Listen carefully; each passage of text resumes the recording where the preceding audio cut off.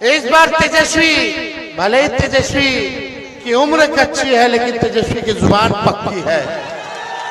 हमने जो कहा वो किया, जो कह रहे हैं वो करेंगे। आज प्राणपुर में हम कह करके जाते हैं,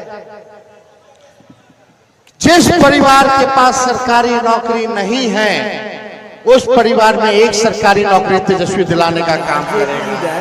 তেজস্বী যাদবের প্রতি ফ্যামিলিতে একজন করে লোককে চাকরি দেবে এরকম একটা অফার দিয়েছিল। এই অফারে বিহারবাসী হয়তো আরজেডির যে জোটকে বেশি ভোট দেবে এই অফারের লোভে, কিন্তু সেই অফার মোটেই টিকল না।